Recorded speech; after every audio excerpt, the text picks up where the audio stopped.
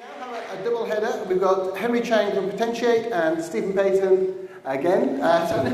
Again, positive statement. You joining us on the platform, will you? Go first. You can let him go first. Okay, Henry and Stephen.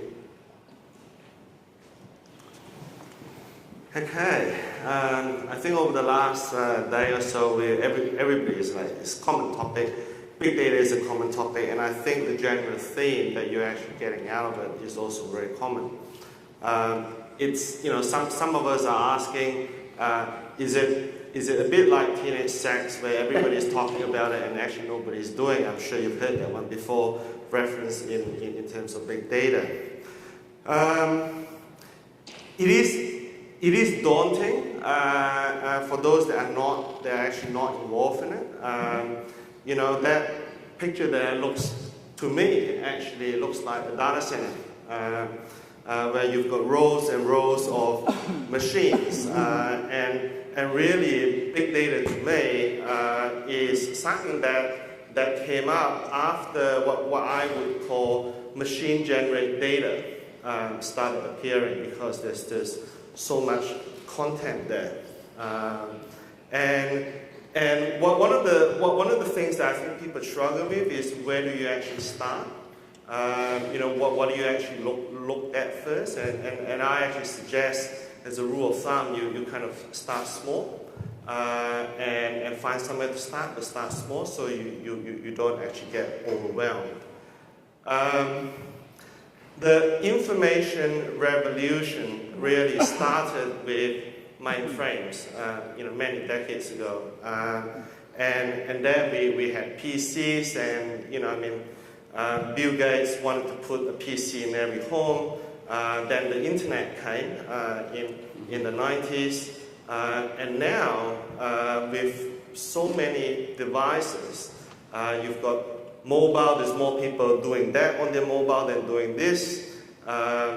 Social, I think, you know, social has helped even creating even more data. And then there's the cloud. You know, I started life as really a market researcher, then as you know, creating software for market research. Nobody buys software anymore.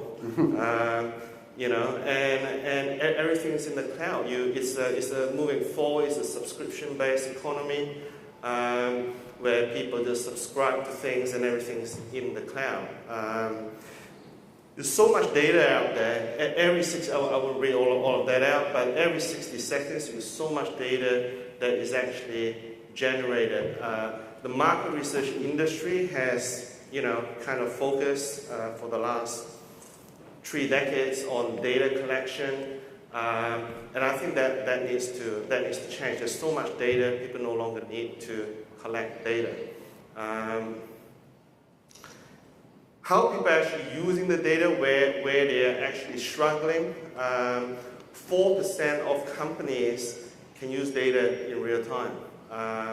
It's phenomenal. But if you think about the digital economy, what people are actually doing in the digital world in terms of digital media. I don't know if there's anybody here from digital media.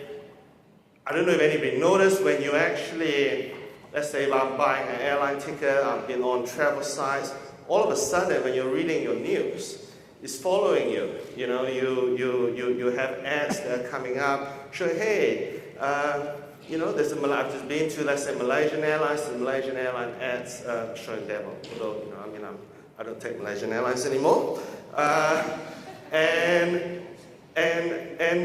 You know, that's in that economy, in the digital economy, all of that stuff is done in real time.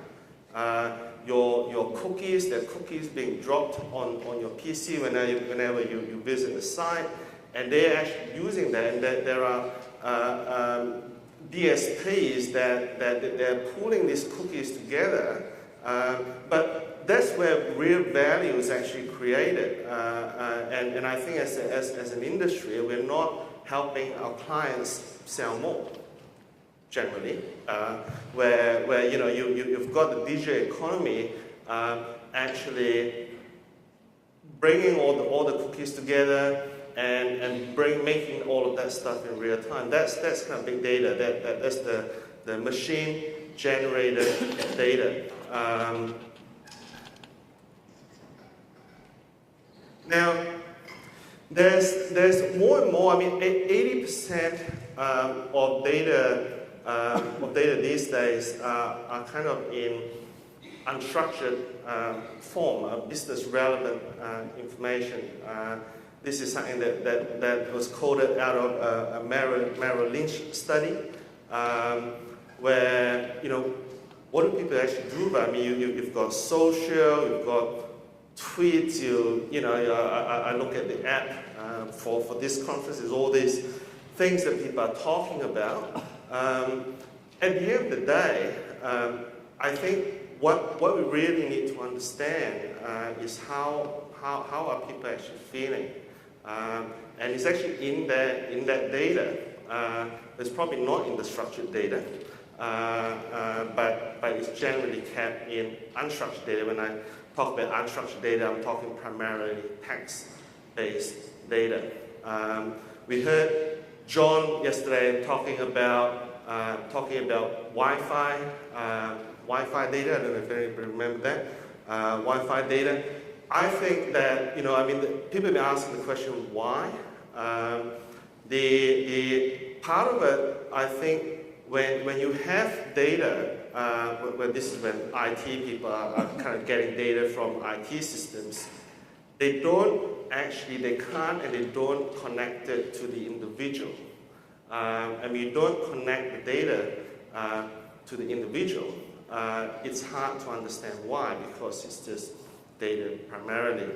And I think as an industry, there are, privacy issues that I think we need to deal with. When I talk about the digital economy doing all the cookie tracking, cookie pooling, they don't worry about that much, to be honest.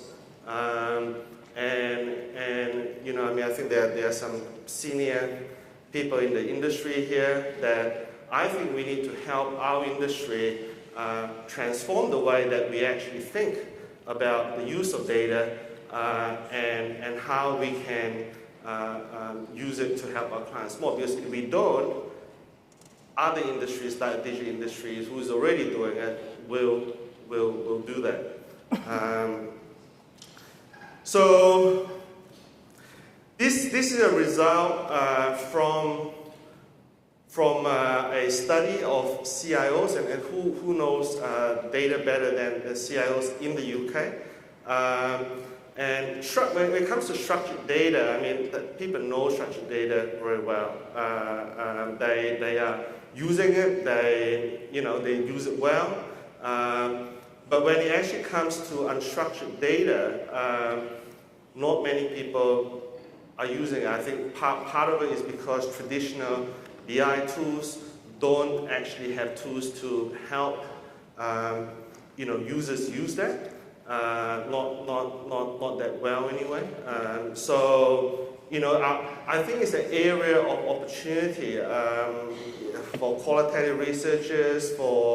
Peter talked about what I call the collaborative economy, where that I believe that's the future economy. It's a collaborative one where we all work together, we all bring different skills to help understand how people are actually feeling through unstructured data.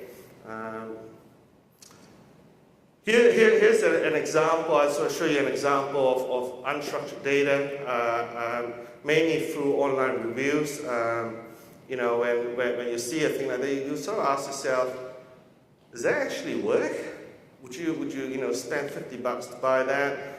Does it actually work? What most people do is they go and look at the online reviews, and if we look at structured data where we're asking close-ended questions, you can't really tell. I mean, from the ratings, you can't really tell, well, would I buy or not? Would you go through and read the 641 reviews and then decide whether you would buy that? It's hard. Nobody's going to sit there and read all of the reviews. There are There are a multitude of tools out there that can help people, particularly organizations and companies, where it does sentiment analysis, where you can actually get how people are actually feeling. And most of these, though, you find sentiment analysis. I mean, there's probably it's flashing 5 minutes to me. So most of these are based on keywords, which don't really tell you much, and that's why most of them don't actually work that accurately. I'll pass you on to Stephen on the next slide.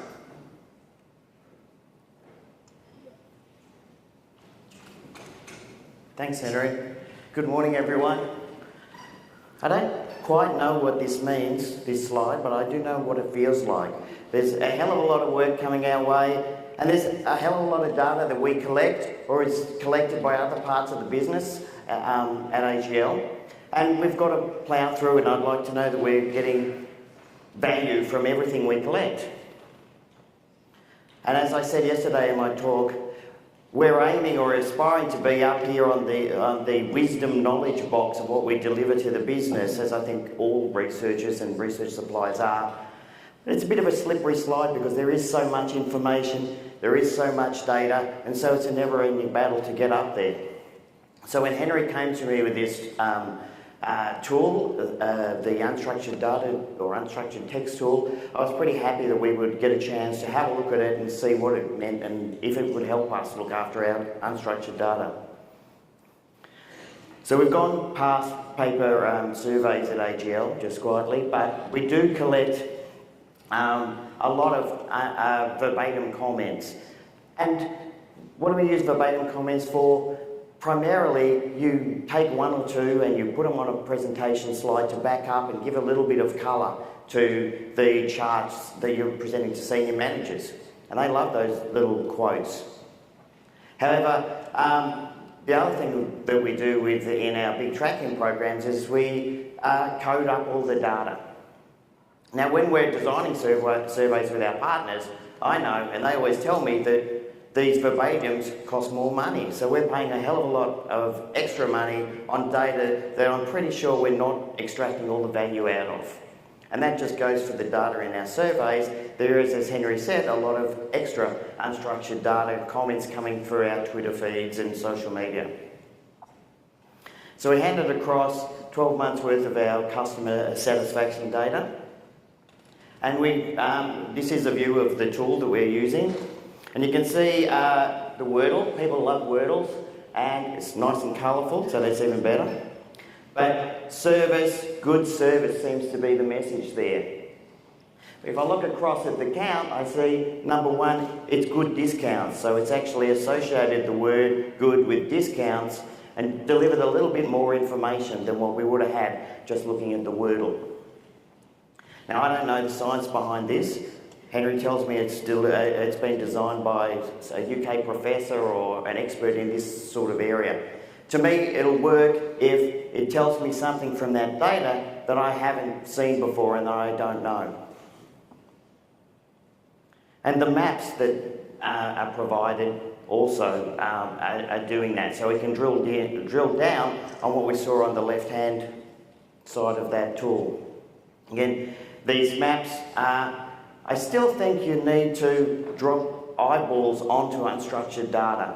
And with this tool you can, as you hover over, we can actually see the quotes, because I think that you still need that personal intuition, knowledge of the business, and just to make sure that what you're seeing through the tool is actually what you're getting. So what we've done is taken this data. The energy industry is very different across the 4 states, and so we've filtered it by states. We've filtered it by our major competitors and by our tier 2 competitors, and that's where we look at the different outputs by taking snapshots, and we're actually starting to see their weaknesses and their strengths and just what people are really saying about those competitors. So from our perspective, we are actually gaining new information from this tool. And of course, we have dashboards like most businesses do nowadays, and we have our structured data alongside our unstructured data. And as through my talk yesterday, if we can bring information to the fore and if we can make it easy for people to understand, the availability heuristic will allow people to use that data against all the other data that is flowing down to our managers. And so what we have done is we've created this big pool of stuff that we've been paying a lot of money for a number of years. We've actually now turned it into something of value. Well, it is always of value, but we can actually access that value. My sales and marketing manager loves this slide. I love this slide too. As researchers, as I said yesterday, we're all about the why, and we're all deep diving in, trying to get to the bottom of everything that's going on. When I showed him this picture, he's very familiar with the amount of info that is flowing into him from all sorts of areas. And in fact, there's not one person telling him there's a massive 1,500 kilogram 5.3, I have to get this right, so I have to read it, millimeters a second, I suppose that is, coming. There's another person behind him and another person behind him, and he's sitting there, he doesn't know what to do. So what we are trying to do, and what we have been able to do in this sense, is take it to the right-hand side, where we're just telling him what he needs to know and to get out of the way. So thinking back to that first slide Henry put up and the unstructured data, where do you go? It's just a little bit less daunting now through tools like this and the technology that we've seen across the whole Insights Innovation Exchange. So thank you very much.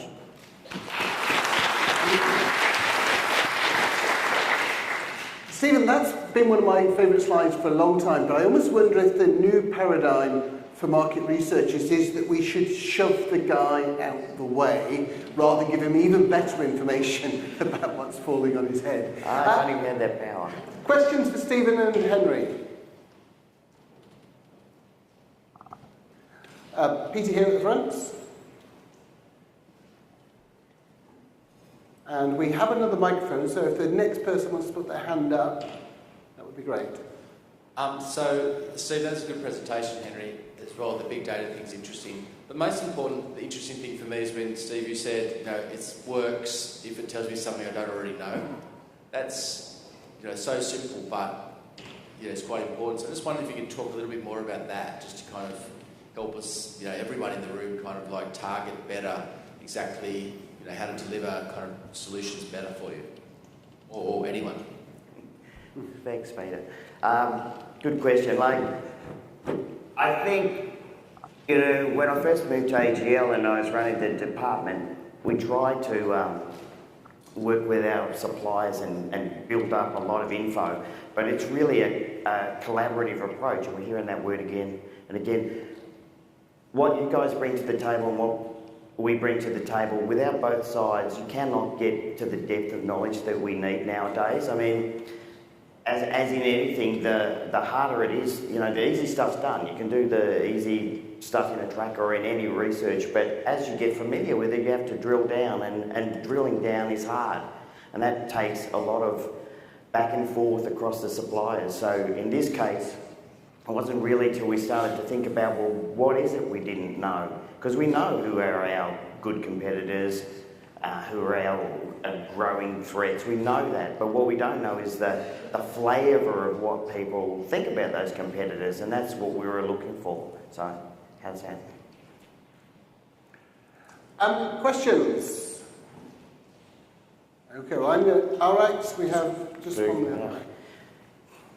You can't let him answer a question. Henry, you said there's so much data out there that we don't really need to do research. I'm taking it we don't need to do as much research as opposed to not do it at all.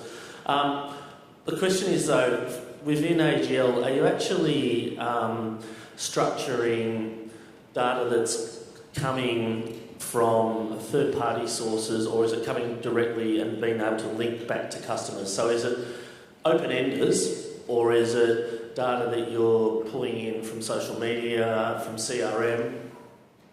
I can answer that.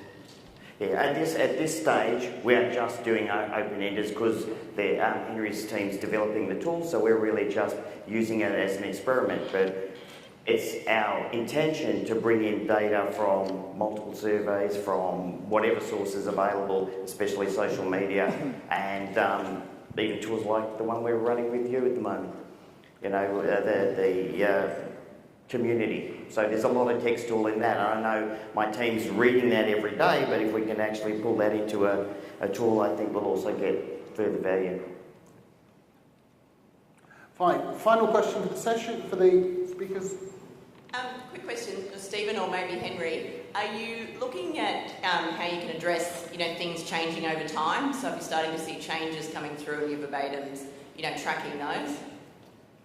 Yeah, I think as part of the dashboard, one of the things that we can develop is a timeline that you can kind of see how things will change and move over time. We have other dashboards that do that currently, so yeah, that's something that is logical for us to do to allow for that to happen. Thank you, Stephen and Henry. Thanks, Ray.